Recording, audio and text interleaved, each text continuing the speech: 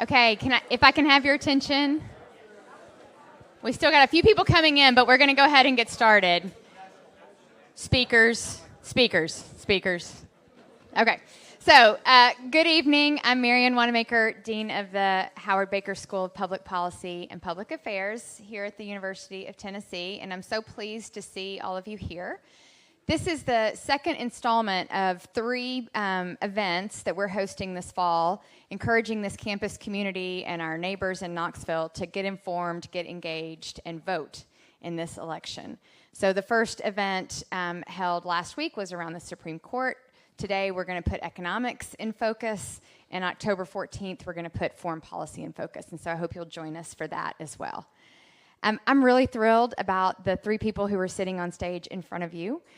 We have 2 national pundits in the field of economics, and they're here to debate this question: can the presidential candidate's plans deliver economic prosperity? And the good news is that the Harris campaign delivered 81 pages of economic plan about 2 o'clock today, so they'll be ready to roll. They were frantically looking at their phones on the way over here. So it's a pleasure to be co-sponsoring this event tonight with the Haslam College of Business, and so I'm going to turn the microphone over to its dean, Steve Mangum.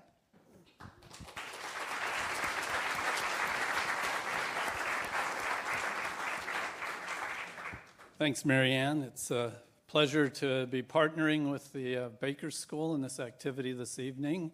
And we appreciate all of you for taking time out of your busy schedules to be here. My role this evening is to introduce our moderator for the evening, Monica Langley. So let me tell you a little bit about her. Monica just recently joined the Haslam College of Business as a professor of practice. Prior to joining Haslam, she was the executive vice president for global strategy at Salesforce, and also a personal advisor to its founder and CEO. So if you ever run into Monica, she's got some wonderful stories to tell you about that experience. Prior to being with Salesforce for 27 years, she was an award-winning senior writer for the Wall Street Journal. In that role, she gained wide recognition for her impactful profiles of prominent figures. She describes them as CEOs, billionaires, and presidential candidates. So as you can imagine, there's some wonderful stories there as well. She is also an alumnus of UT's College of Communications and Information. Dean Mazur is back there, and will gladly claim her as one of the products of his college. She's also a New York Times best-selling author. So please join me in recognizing and welcoming Monica Langley, who will introduce our guest this evening.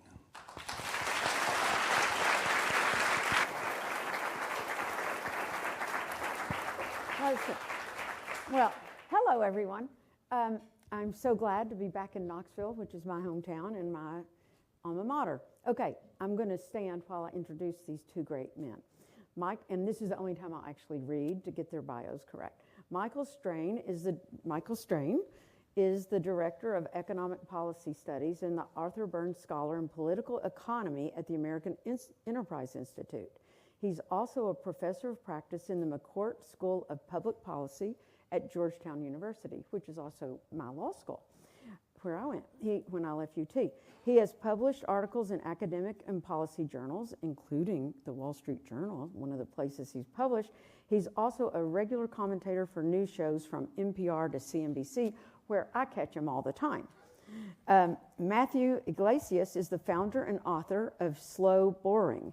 Very interesting name for a subscription newsletter on American public policy that this is Matt right there, obviously, that consistently ranks on Substack's Politics Top 10 list. And I hear it's now widely read by the Harris campaign and me. He had a very interesting column this morning that I'm going to ask him about at some point. And he writes on an interesting mix of topics with a focus on economic policy and political pragmatism. Prior to launching his newsletter, Matt was a co-founder of Vox.com and a popular podcast, The Weeds. So welcome, Michael and Matt.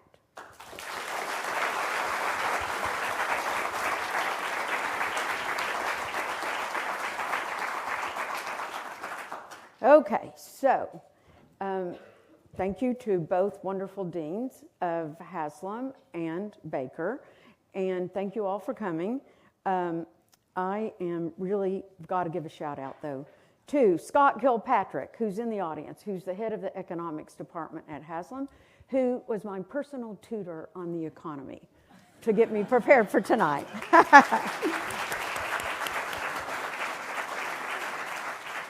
So if I seem smart, thanks, Scott. If I seem dumb, it's my fault. All right. So I think this is the best of the three-part series because it's about the economy and the presidential candidates. And voters say it is the number one issue. Polls say the economy is the number one issue. The presidential candidates are all outdoing themselves to tell you that they will deliver economic prosperity, the heart of tonight's debate, or whatever, if we call it. It's not really a debate, but our conversation. And the economy is likely to be the deciding factor for who's going to win this election in 6 short weeks. So I'm delighted we have our economic experts here tonight, and we're going to hit 5 key issues to discuss the economy: inflation, industrial policy and trade, taxes, immigration, and the American dream. So let's go. All right. Inflation. Boo. That's great, yeah. Boo. Everybody says boo. But think about this. A couple years ago, inflation was 8%. Now it's like 3%. So is it really still an ongoing concern or just a concern to the electorate? And it was what prompted the Fed just last week to do a big interest rate cut. So tell me this, apart from booing, is inflation really a concern right now? Well, let me answer in 3 parts. Oh Lord, don't be too lengthy. I think we have to be clear about what we mean by inflation. So inflation is the rate at which prices in general in the economy are increasing. And thank you for that definition. We all need definitions, don't we? Yes. No, definitions are very important. And so we want sub-inflation. We typically want prices in general to be growing at around 2% per year. That's a decision that the Fed has made and that many advanced economies have made. And as you say, in 2021 and 2022, we had inflation that was significantly higher than that. That problem, I think, is largely in the rearview mirror. I'm a little concerned about the path the Fed seems to be heading down. I am more concerned than I think the Fed is about inflation reigniting. But even if inflation were to reignite, we would not see a 9% rate of inflation on the consumer price index. The Fed would be able to tamp that out before it became a problem. So inflation largely in the rearview mirror. But what I think people are reacting to is not only inflation. They're also reacting to the fact that everything is more expensive. Exactly. I think that we still, the consumers, the voters, feel sticker shock. Yes. And so even if we had no inflation, even if we had a 0% inflation rate, your groceries would still be 20% more expensive than they were when President Biden took office. Your clothing would still be 20% more expensive than it was when President Biden took office. Everything you buy, on average, would still be 20% more expensive than it was when President Biden took office. And people really don't like that. Matt, what do you think about this inflation in the rearview? But what are the still significant issues going forward? Well, wait, I mean, the question is, it would be nice if groceries were cheaper. Many things. I like it when things are cheaper. I like to buy things that are cheap. And it's, I think, fair even for Trump to say that some of Biden's policy choices are responsible for some of the price increases that we saw in the past. Time to end the debate.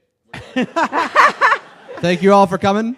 You know, I think an important question on a forward-looking basis is if you put a 10 to 20% tax on all imported food, imported fertilizer, imported farm equipment, and then you try to deport a very large share of the agriculture and food processing workforce, like, does that make prices go down or does it make them go up? Now, we're going to talk about tariffs in another section. Sorry. But go ahead. But I mean, in general, right? I mean, you don't. An election should be a forward-looking process in which you try to elect politicians who will do things that make your problems in life better rather than worse. And I don't think that the Trump campaign has put forward a compelling strategy for making the price level drop, in part because nothing would accomplish that. I mean, some of their ideas I think are bad, but it's also just like the goal of a generalized fall in the price level is not reasonable, even though I acknowledge it's what voters would like to see. Apart from the sticker shock, do you think that the deficits that we are running are going to put inflationary pressures on everything that people are going to be facing with, like their credit cards, their mortgages? I mean, is that an issue? I think that this is a concern, right? So in the technical, when central bankers look at inflation, they don't consider the interest rate that you pay on loans to be part of that price index. But like normal people, you know, care about their mortgage rates. They care about their auto loan interest rates, et cetera. So I think we would like to see not just inflation stay low, but interest rates fall. And I think, you know, the budget deficit fiscal policy plays into that. It would be desirable to see the next Congress start to look at deficit reduction. That is not something either of the candidates has put on the table as an idea, but, you know, things can change. One thing that I met with some students from the colleges last week of Baker, Communications, and Business, and the one issue that they raised the most is housing, the cost of housing. And they said that they don't even know if they'll ever be able to buy a house. And the other thing is, they don't even know if they can afford the escalating rents. So what do you think are the candidates doing about that? And I'll start with you, and then I have something to ask Matt from his column today. I don't think either candidate has a good plan to deal with the price of renting an apartment or the price of buying a home. I think Vice President Harris's plan would actually make that problem worse. She has come up with the $25,000 tax credit. Yes, right? She wants to give people. So that sounds, oh my gosh, I want it. I mean, if I were a young person. No, I'm an old person. And I would want it too. I would rather have $25,000 than not. But you know, the big problem, we were talking about this with the student group that we just met with. The big problem in the housing market is that we don't have enough houses, and it's hard to build houses. So if you give everybody who wants to buy a house a check for $25,000, the first thing you're going to do is make more people want to buy houses. That's going to push up the price of houses. Now you got to ask yourself, you know, who's actually going to get that $25,000? And because it's so hard to build houses, that's actually going to end up being a subsidy to the people who sell houses. So most of that $25,000 is going to go to the people who are selling those homes. So even though Vice President Harris thinks that her plan would offer financial support to home buyers, it actually will offer financial support to home sellers, make it a little harder for people to buy a house. Matt, in your Substack today, Slow Boring, you called yourself obsessed with housing. Yes. I thought that was fascinating. So, given I that you're obsessed, what's your comment on this? I was writing about housing supply before it was cool. So, I mean, I agree. I think this homebuyer subsidy is misguided. They keep trying to tweak it to make it work better, but it's fundamentally misguided. You know, the big question about housing is about regulatory constraints on supply, which are quite strict, frankly, everywhere, although stricter in some places than others. Harris and Biden before her has a number of little initiatives here and there to try to encourage localities to relax that. It's challenging. It's not a main area of federal policy competence. It's mostly in the hands of state and local governments. And I think that, you know, if you are interested as a citizen in housing policy, you need to engage with these localized debates. There's a proposal in New York City called City of Yes that would substantially deregulate. My friend Quinn is on the city council in Nashville. She has a lot of legislation around this. In her area, Florida passed a bipartisan bill that was really good to let you build multifamily housing in what's currently strip malls. So these are like, the housing supply problem has been like death by 1,000 cuts across 1 million jurisdictions, and it has to be kind of rolled back on that level. I think there's nothing, voters would like the president to fix this, but I think it's like literally not possible. Okay, we're going to switch now to industrial policy and trade. Okay, clearly it's central to geopolitical power, but it also is very essential to economic power and prosperity. As you started to get into, and I stopped you, Matt, tariffs, because you were in the wrong section of our talk tonight. Trump is most vocal with his proposed 10 to 20% tariffs across the board. Harris calls this a de facto tax on the consumer. But the Biden and Harris administration kept Trump's targeted tariffs. So I'm asking you all, what do you think of Trump's proposed tariffs across the board? We can start with you, Michael. I think it's bad. Huh? What'd you say, Matt? I said I think it's bad. Okay. That's my answer. I feel like he's not respecting the structure that you're trying to put on What? our debate here. You feel You what? know what I'm saying? What'd you say? I think I agree. I think it's You all are supposed to be disagreeing. It's hard to disagree on this. You and most of the I think- economic world disagrees with Trump on this. But Yeah, I think let's go. there's not a strong contingent in support of this. I mean, I think so what might be a version of this that we could agree on. I think there are a lot of economists, myself included, who would support transitioning the United States from an income tax system to a consumption tax system. And that is one way to think about what President Trump is proposing. The problem, of course, is that you would not want to only tax the consumption of imports. You would want to tax the consumption of domestically produced goods as well. So, this policy absolutely... That would not be popular. Well, it might be. It might be if we got rid of taxes. I think if I did it right, it would be. Mm-hmm. Yeah. That's true. Who wants to pay a tax? Okay. Yeah. Okay. I think it's even worse though than a tax on consumers. I think what we know from President Trump's first term is that the trade war that he started, this was sold to the American people as a case of concentrated benefits and diffuse costs. So Wilbur Ross went on TV, he held up a can of Coca-Cola, he held up a can of Campbell's soup, and he said, you're all going to pay, 1 penny more for this can, but in exchange for you all paying 1 penny more, we're going to have this revitalized manufacturing sector. What actually happened? What actually happened was that the Trump trade war cost manufacturing jobs and raised prices for everybody who was purchasing imported goods. Why did that happen? Well, it turns out that domestic manufacturers import a lot of the stuff that they need to use to make things in the United States. So President Trump raised all their costs and made them less competitive.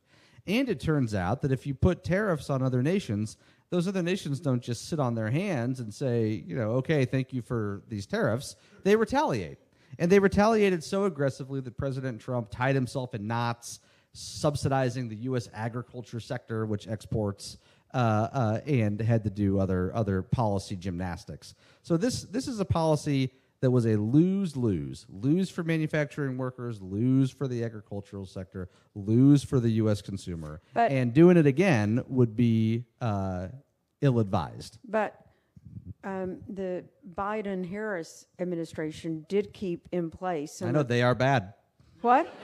Okay, so you can't just criticize Trump. The thing is that two different things are occurring in parallel, right? One is a debate about free trade versus mercantilism, where, you go to an economics class and they'll teach you Ricardo, comparative advantage, et cetera, et cetera.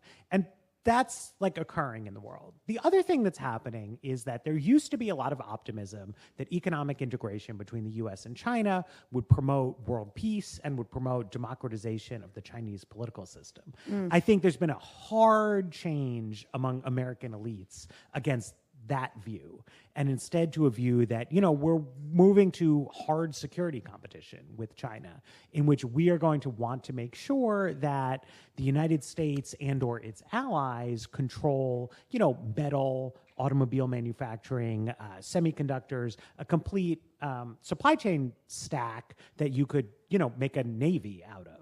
And other kinds of things like that. And the Biden administration is trying to manage a decoupling of the American and Chinese economies. But that's costly, right? I mean, if you think it's the right idea, it's a foreign policy idea. And oftentimes in the national security domain, we do things that we incur an economic cost for security purposes. And they have not been honest with people about the fact that this is a cost rather than a benefit.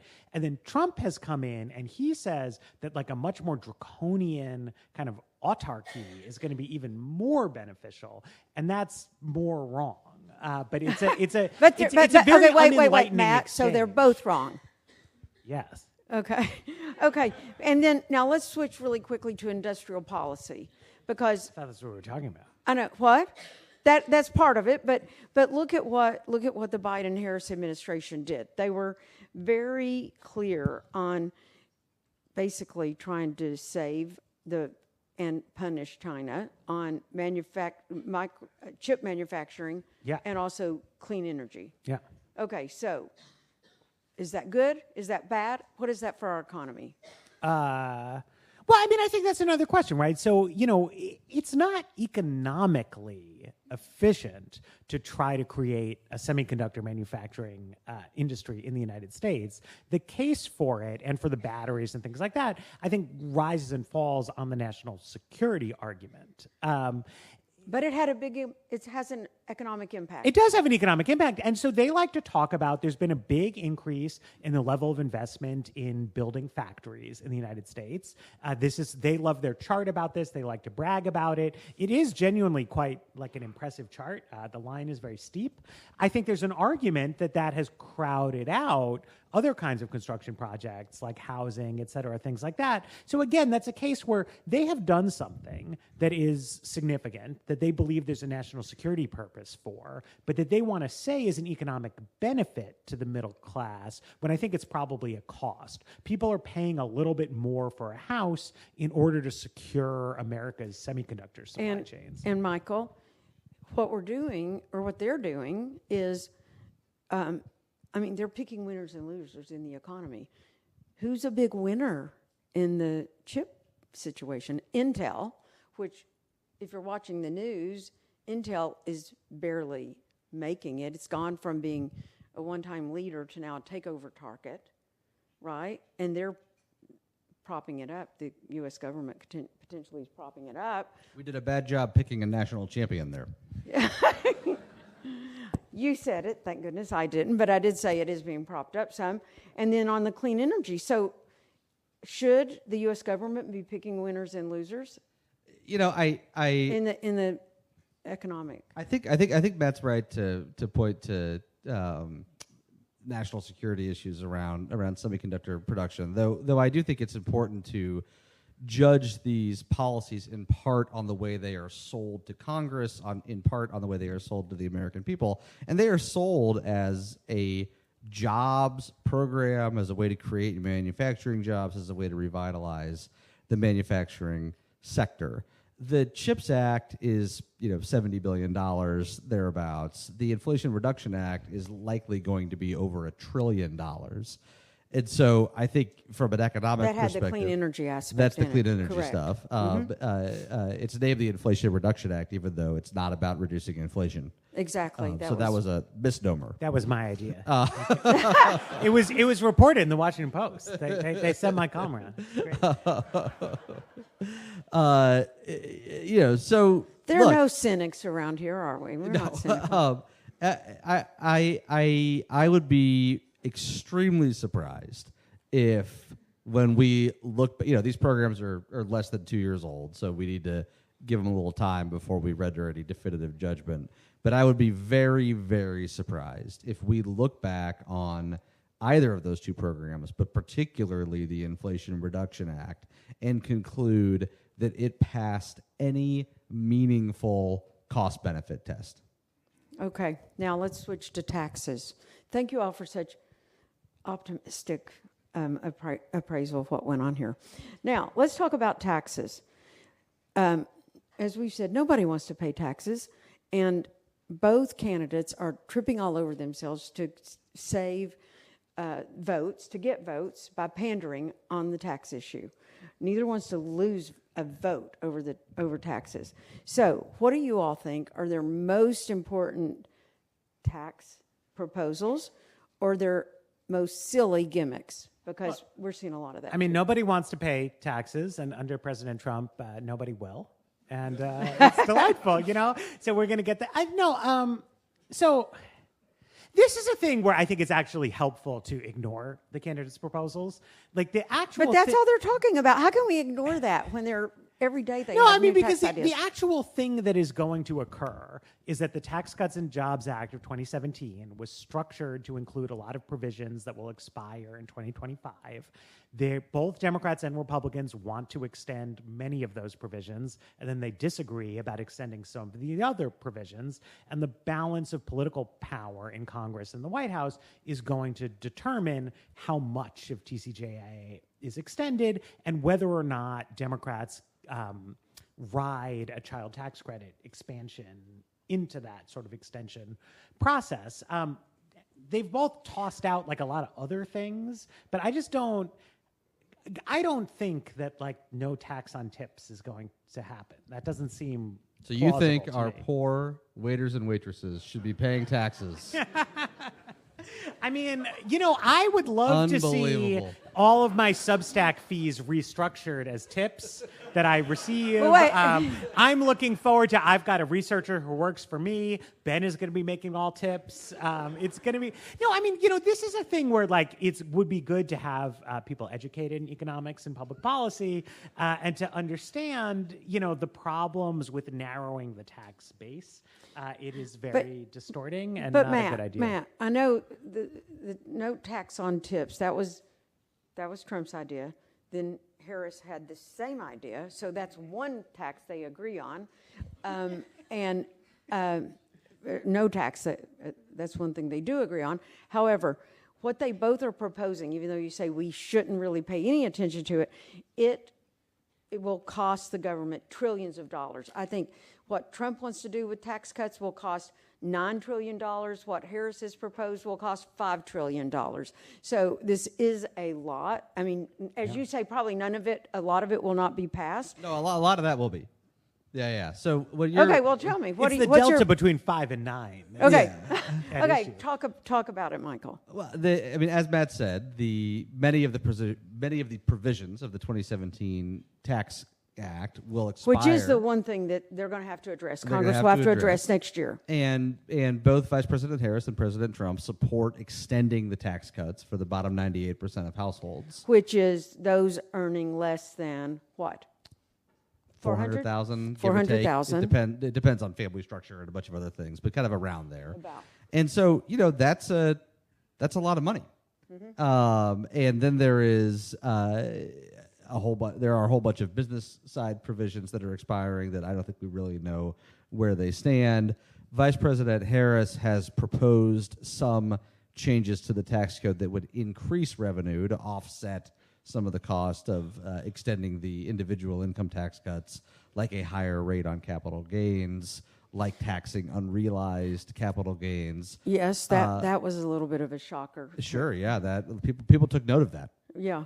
And so, you know, these are major issues, and unlike a lot of what the candidates are proposing, there's a real forcing event. If Congress and the president do nothing, then the taxes that all households pay, everybody who pays income tax, will go up.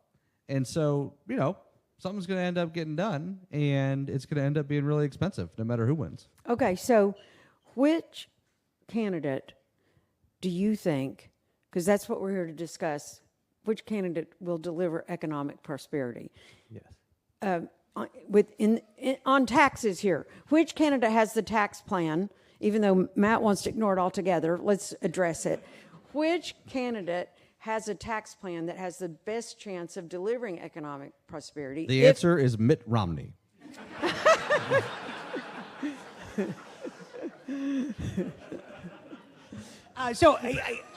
I think the best chance of prosperity for the American people would be a scenario of divided government in which they have to have something of a compromise on these tax issues. Because what you see from the candidates is that their proposals involve a lot of flights of fancy when they are left to their own devices, and it's not great. When they're out there in the wild talking about this stuff. No, but listen, a very, I think, irresponsible dynamic has come into play where, both candidates have taken a lot of positions that if you then ask skeptical questions to their advisors, the answer you'll get is, well, that's not going to happen. Which I think is true that a lot of these things aren't going to happen, but it's not a good way to conduct civic affairs. That's like Trump says no tax on Social Security, and I don't know, is that good or bad? Well, that's bad. I mean, I think maybe to step back for a minute and look at it a little more granularly. Vice President Harris wants to increase the tax rate on capital income, set aside taxing unrealized gains. This, in my judgment, is a bad direction for the tax code to go, because what you're doing there is discouraging investment in the economy, discouraging the accumulation of savings, and that reduces the long-term rate of economic growth, and I think does make it harder to advance prosperity over the longer term. Now, President Trump and Vice President Harris also wants to increase the tax rate on corporate income, which I think would have similar effects: less investment, less productive workforce, lower wages for workers, less prosperity over the long term. Now, President Trump wants to, cut everybody's taxes, including Matt's excellent researcher, who will be paid fully in tips. And he doesn't want to pay for it with reductions in government spending. But he wants to pay for it with the tariffs. Well, yes, he wants to pay for it with the tariffs. So he wants to cut taxes by trillions of dollars and pay for it with a few $100 billion. And he forgot a zero. He's missing a zero. Okay. He wants to pay for all this with debt. And as we continue to accumulate debt, that has the same effect that higher taxes on capital income and higher taxes on corporate income have. You end up making investment more expensive. You end up having a less productive workforce. You end up having workers who earn lower wages, and you end up having threats to long-term prosperity. So neither of these candidates are in the universe of serious when it comes to actually having a discussion about tax policy. They're not in the universe. They're not in the universe. This is not. That's sad, don't y'all think? This is a sad it's very situation. Sad. That's why I because said that's what they're just pandering to get votes. That's why I said Mitt Romney. Now, it's not entirely their fault, because they're walking into this election in the year 2024, and they are starting from a status quo of the income tax system we have, and the income tax system we have is simply not fit for purpose. We cannot raise the revenue we need with the income tax system we have, and we need to have a serious political discussion about how to address that. And that's not... well, we can't do it tonight. We're not solving it. No, We're we moving can't. to our next issue. We're moving to our next issue. See, unlike Matt, I'm gonna follow your rubric here. I'm gonna follow your structure. Okay. I'm gonna stop talking about it. Perfect. Okay. Now we're going to our next issue: immigration. No, we're talking He about wants to keep immigration. talking about taxes. Did you I can want to see. say something No, else about immigration. taxes? Immigration. Let's Okay, we're I on think pace. I think he does. Okay, we're going to talk about immigration now. This is a hot topic and a major disagreement in the presidential campaign. Maybe even you two will disagree. Maybe not. A big part of Trump's appeal, as everyone knows, is his harsh anti-immigrant stance. So he wants the border wall. He wants mass deportation, and he's focused on crime fears. Let's forget about the cats and dogs situation. Okay, now, Harris, her original position back when she was running for president was to decriminalize illegal border crossing. She is now favoring border security balanced with human rights considerations. However, we're going to talk about the economic impact of immigration on the labor force. Guess what we have? A book here by Matt. Yes. Called 1 Billion Americans, The Case for Thinking Bigger. So, do you want to throw open the borders to get in 1 billion Americans in this country, Matt? Well, to an extent, I appreciate former President Trump's security focus in his immigration rhetoric, because I think that he correctly identifies that as the legitimate concern people have with open borders, quote unquote. And I think that lets you discuss the economics of immigration in a more rational way than President Trump tends to, and to recognize that, I think I take a lot of inspiration as a lifelong resident of the stagnant Northeast. I take a lot of inspiration from the rapidly growing states of the Sun Belt, like Tennessee, Texas, Florida, North Carolina, South Carolina. Tons of people, not necessarily immigrants from abroad, but just people from the Midwest, people from the East Coast, move to these states, and it drives prosperity to have a growing population. It creates more economic opportunities for the people who are already resident when additional people are coming in. Some of that is because of the expansion of the labor force. Some of it is because it allows for greater division of labor, greater specialization. But some of it is literally the sort of pyramidal structure of economic growth, right? If you are a sous chef at a good restaurant in a city with a rapidly growing population, you can start your own restaurant. It doesn't matter how good you are at running your business in a place that's shrinking. There's just not going to be an opportunity to expand there. And so I would love to see a much more, optimistic view of the fact that so many people would like to move to the United States. That doesn't mean we need to open the borders to chaos or just whoever wants to show up, but it's a tremendous opportunity. Like, it would be way worse to be a country that nobody wanted to move to. And we should be finding ways to get to yes, I think, with more people, particularly because we have an aging population. We have a lot of demand for labor. We saw in the period of high inflation, it's like you can run out of workers, and we're not running out of people in the world. Okay, Michael, what's your thought about immigration and the candidate's approach to it? Or Michael's view? Matt's view, actually, with his book, 1 Billion Americans. Were you the one who killed those dogs? They're eating the or pets. cat. The cat was found in somebody's basement, actually. It was found in somebody's basement. No, but now there's cats missing in a totally different town that I read on the internet. Haitians there too. I would advise not reading the internet. I think that's a good place to start.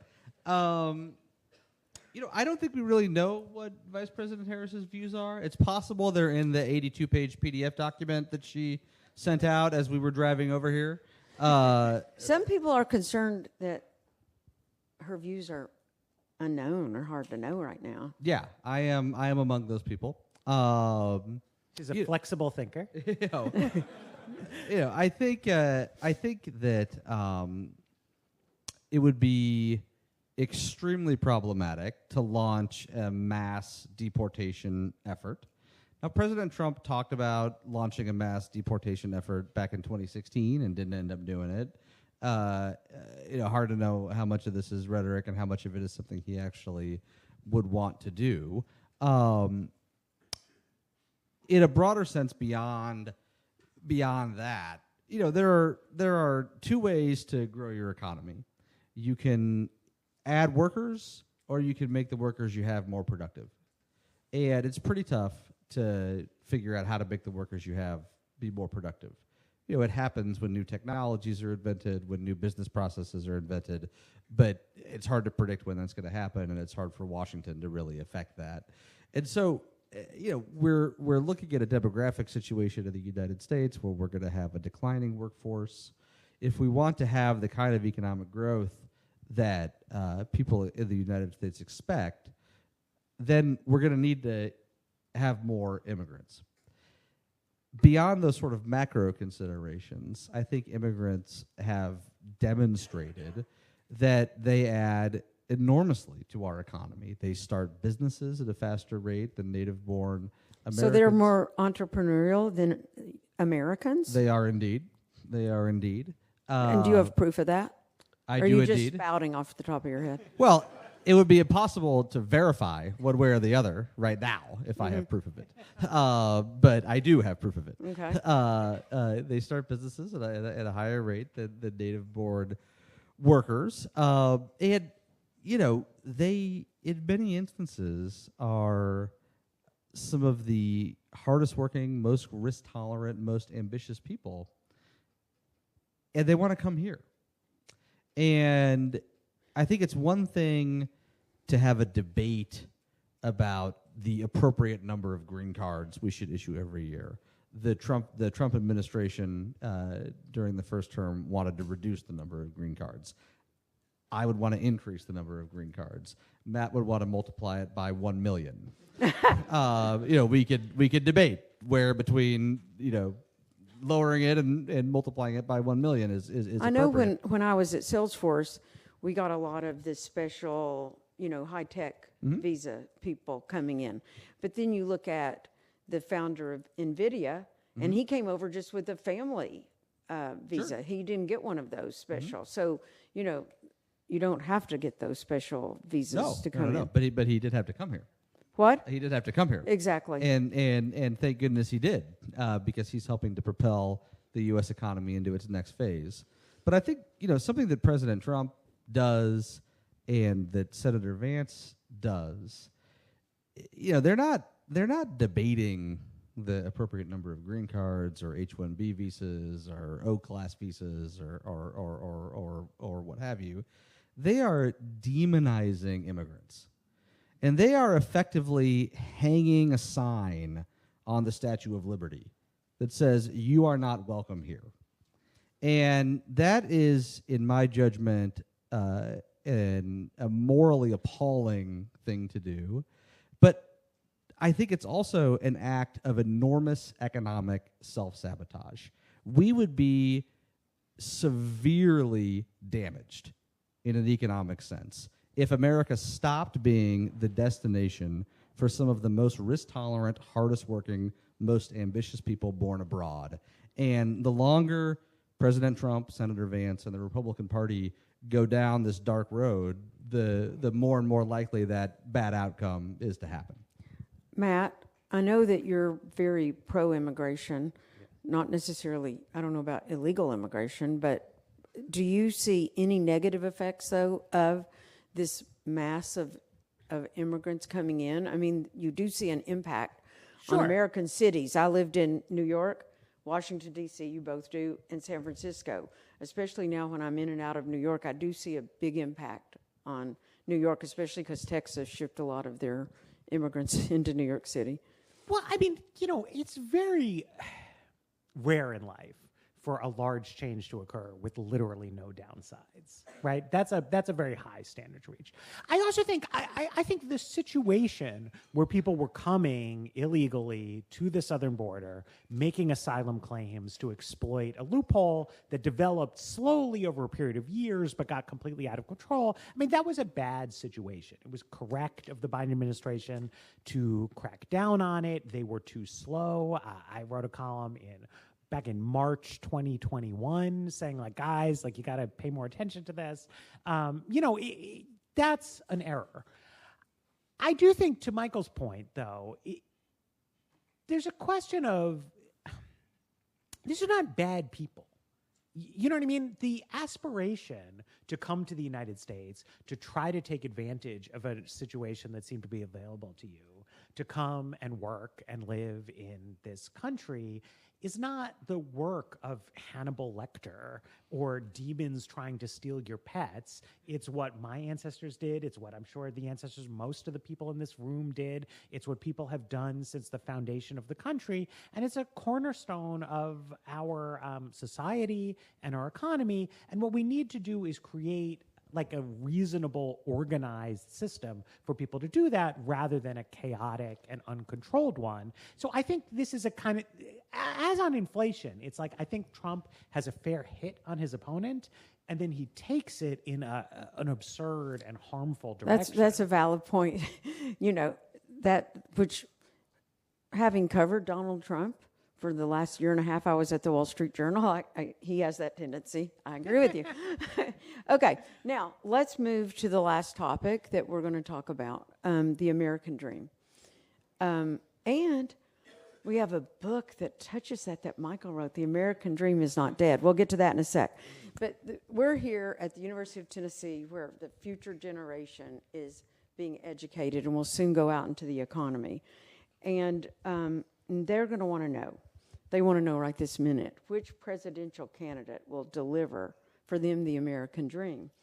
So with Michael writing, the American dream is not dead, I think they want to say to you, Michael, really?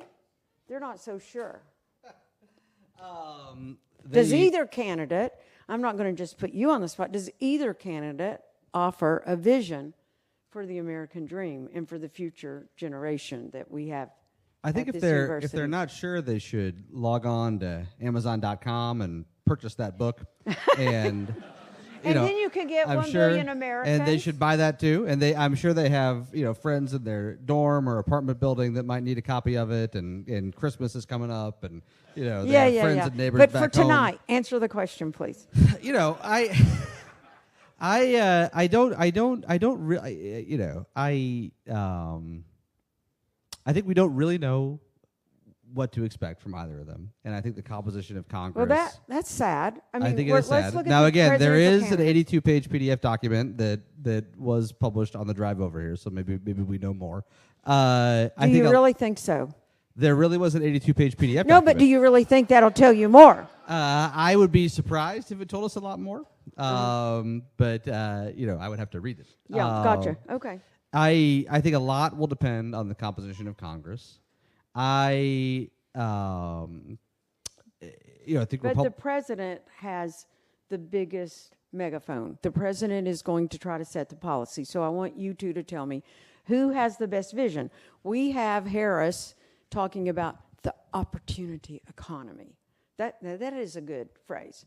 And then we have Trump continuing to say MAGA is still his thing, make America great again. He's going to do that for everyone, men and women, he says. So I want to ask you, Michael or Matt, who has the best vision here for the American dream, for the future generations? Does either of them? So I make the case for Vice President Harris here. I have not been wildly impressed with the specific policy ideas that either campaign has rolled out here. But I think that Harris, with the opportunity economy and with, some of her more abstract speechifying, has done a good job of taking... Abstract speechifying. Yeah, no. But I think that this matters. I think this is important. I think that the Democratic Party, starting in Barack Obama's second term, started making a turn in the direction of a kind of a zero-sum, purely redistributive economic agenda that is, in line with a lot of left-wing intellectuals, but not really the tradition of the United States of America. And then that Donald Trump came in and also gave a right-wing spin on this same kind of zero-sum economics. Biden came in and he offered, a kinder, gentler, but I think similarly backward-looking, nostalgia-oriented framing of America's economic challenges. And I think that it is good and encouraging that Vice President Harris is pulling the plane back up and talking about opportunity, talking about aspiration, talking about entrepreneurs and their value in American society. I hope. And she was a middle-class kid. She was a middle-class kid. She was a middle-class kid. No, and it's I don't know how much it matters what the president says, but I think that what she is saying is better than what Trump is saying and is better than what Biden was saying. And then it represents at least the opportunity to start having a discussion about the things that matter rather than a discussion about how to recreate, the imagined economy of 1974. I do, to build on that, I do think that was striking watching her convention speech. You see all these American flags. You see the crowd chanting USA, USA. You hear her talking about the importance of economic growth, the importance of entrepreneurs, the importance of small business. You hear her talking about freedom. You hear a very patriotic message. I mean, these are all kind of, the Republican Party had the market cornered on those for a long time. Mm-hmm. And under President Trump, the Republican Party has surrendered that. And I agree with Matt. President Biden didn't pick it up and run with it. And Vice President Harris seems to be trying to do so. I think a lot of the policies that she's... The polls, however, still show that more people trust Trump than Harris on the economy. Sure. I think that's right. And I think President Trump... Look, I think President Biden... Bidenomics. I think President Biden really did engage in the most reckless and irresponsible fiscal policy in decades. And Vice President Harris was the vice president in that administration. And people are hopping mad about the effects of it, and they should be. Now, she's kind of trying to distance herself from him a little bit, but not too much, and it's not really clear, what direction she's going to go in, unless the 82-page PDF document that we keep referring to has that clarity.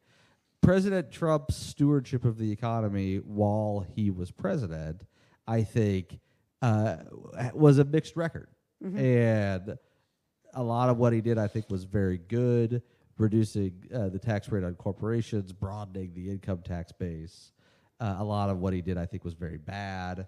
The trade policies stand out.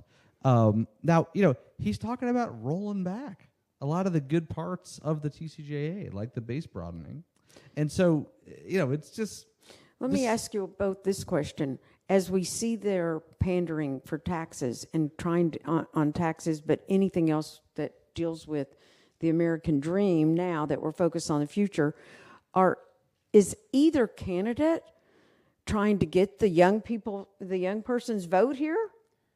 I mean, yeah, but they're talking about other stuff, right?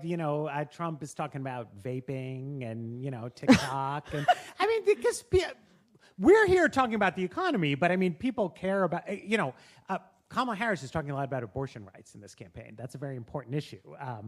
It's not what we're talking about now, but there's a lot of stuff out there. I think to go back to something Michael said, right?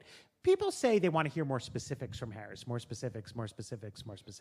But I think what people really want to hear is what is her honest appraisal of the Biden economic record, especially during those critical 2021, 2022 years. I also want to hear that. I'm incredibly curious. If you think about it for 5 seconds, you also understand why she's not going to give us that, right? Like, she is being ambiguous about how distanced she is or isn't from the Biden administration record, and that's the correct politics. It is frustrating. Like, one hopes that she and her team have learned their lessons and will make better decisions in the future. Why is that the correct politics? Because a rupture would be very disruptive. I mean, I wanted to say, screw that guy. I know you do. And, we're going to get rid of Lena Khan, and we're going to get rid of Gary Gensler, and we're not going to do this crazy stuff. Well, they're going to get rid of Gary Gensler, but they're not going to get rid of Lena Khan. See, that's bad, because I want them to get rid of both. Well. Do you all think, though, that both candidates, are they really stealing from the young to get the retired vote here in a way, or no? I mean, I think I think that if you, the conventional wisdom, the conventional narrative is that there's a lot of disagreement between the candidates, and there's a lot of disagreement between the parties, and there is on a lot of important issues. But if you approach economic policy in a budgetary sense, there is enormous bipartisan agreement that there should be no reductions in Social Security spending. There's enormous bipartisan agreement that there should be no reductions in Medicare spending. This is a giant pander to middle-class seniors, and that has been the kind of status quo for years and years. Now there is bipartisan agreement that the tax rates, that the tax burden on the bottom 98% of households shouldn't be increased. That's, in a sense, a giant pander to the middle class. And now, it's hard to know what Donald Trump thinks, but certainly J.D. Vance and Vice President Harris agree that we should be cutting even larger checks to households with families. That's a giant pander, in a sense, to middle class parents. And so, there's. So do the students at UT? Can they dream that one day they'll have a good job, they'll have a home, they'll have money to raise a family, and they may be able to pay off their student debt? Or is that not possible? Oh, they're going to do fine.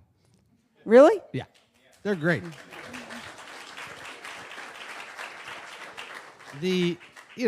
Look, America is better than our politics. Well, that's good to hear. Because you all are both pretty down on the candidates' plans in a way. This has been a very disheartening political campaign, but no, That's why I wanted you to. You all have. I've covered every political campaign until I left the Wall Street Journal since 1988. I am that old, but you all have covered several campaigns yourselves.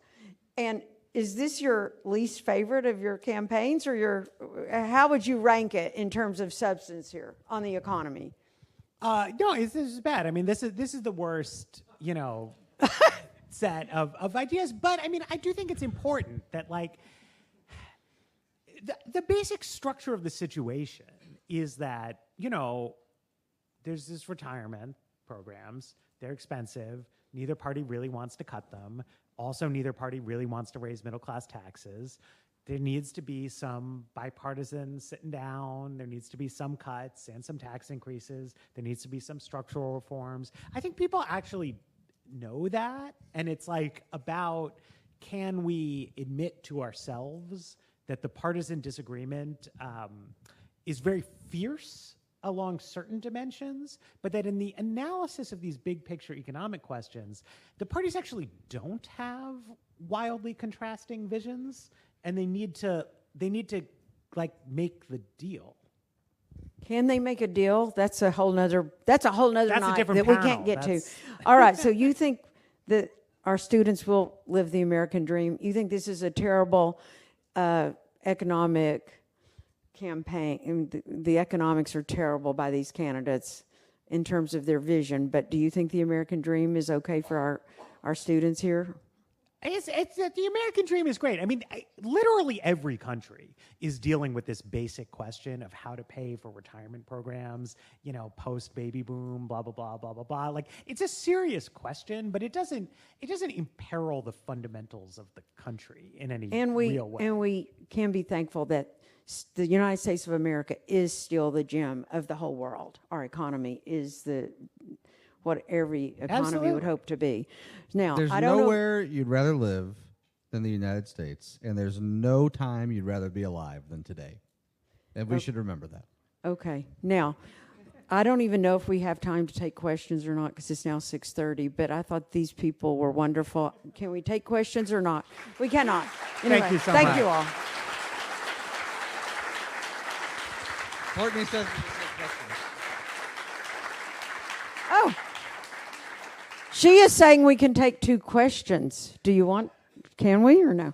Okay, right. If y'all want to stay, we'll take 2 questions. Does somebody need my mic or? Thank you. Only 2 though, so they better be good. A lot of pressure. But maybe just a quick comment to address the immigration issue. This was maybe a couple of years ago in The Economist. It said that if the world had open immigration policy just for a work visa, independent of citizenship or voting rights, that would add $73 trillion to the world economy. And it said the U.S. portion of that, I think, was, if I recall, a third. That would double the U.S. $23 trillion economy. And they use a little metaphor to introduce the article. They said 2 economists walking on the street, and they see a $100 bill, and they pass it, and one of them says, what about picking that up? He goes, well, if it was real, somebody would have already picked it up. It is like this huge gift. but we're fighting it tooth and nail for the reasons you mentioned. And not only are these immigrants having started maybe a third of the Fortune 500 companies and higher rates of entrepreneurship, they will be the great ambassadors of the United States to the rest of the world, and the remittances that they send home that stabilize the world. Do you have a question? Okay. Anyway, that was all I'm saying, a comment. Okay, all right. All right. I'm Let's going to give do a student question. I want a student to ask a question. Hello, thank you all for speaking today. It's been great. My name is Ethan Godby here. I am a 20-year-old Army brat, and I'm as patriotic as I can be, and I've got to say that the American dream for me is fading, and I feel that our current candidates are not doing much to keep it alive. I want you guys to give each of y'all's takes on who you're defending today. What are they doing to protect the American dream? I've got a for great book the for you to future buy, man. generations? I'll give you his book since he's trying to pitch it so much. You don't have to buy it. I'll give you my You copy. brought it on the stage, not me.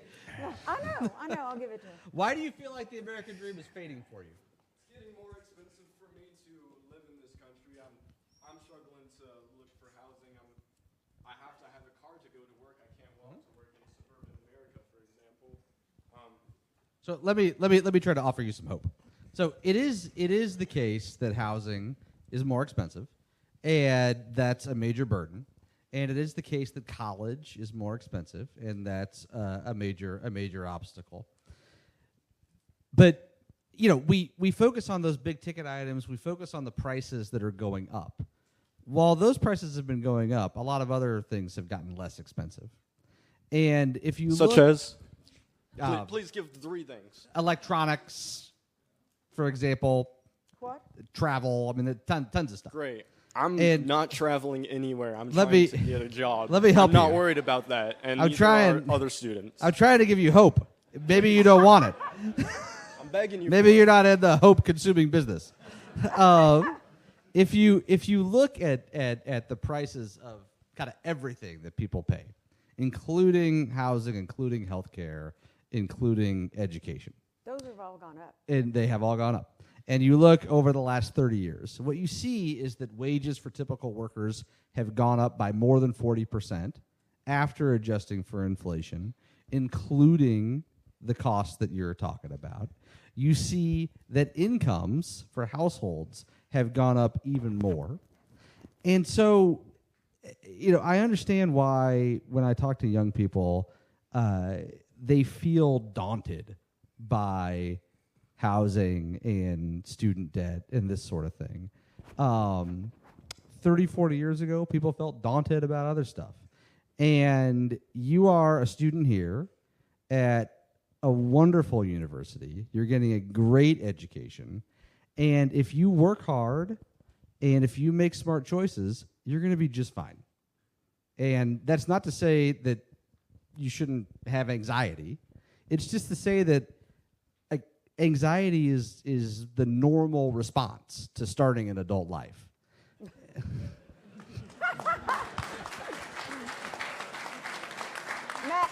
Matt, do you have anything to add or no? Matt agrees. Matt agrees with me. I just want to say something about this that has changed. I was 23 years ago or something like that. And, the media environment has become a lot more competitive. Because everything's on the internet now, everything shares on social media, and it's really cutthroat. I mean, this is the field that I work in, and something that we've seen in studies is that articles that are injected with negativity get shared more on the internet, and I think that it means that people who are young today are inundated via their friends, but also middle-aged people are too. But even more so, the younger you are, the more intense this is. That negative news events and the negative emotionality of your friends. And I think it can both lead to an exaggerated sense of problems, but it's also a problem in and of itself. It's actually not good to constantly be having all the world's bad vibes concentrated with a magnifying lens into your head. And I don't totally know what we do about that. It's outside the scope of like the four walls of this economy conversation. But there are some things going on in our society that are not like great for people, and that I think I would love for us to be able to have a calmer politics in which we talk about this kind of thing rather than like making stuff up or coming up with insane tax ideas. Well, listen, I want to thank everybody for coming and for hearing all these views on the economy. And don't forget, next week, I have a loud voice anyway, but don't forget, next week is the vice presidential debate, which will be good, and the election is 6 weeks away. Thank you all.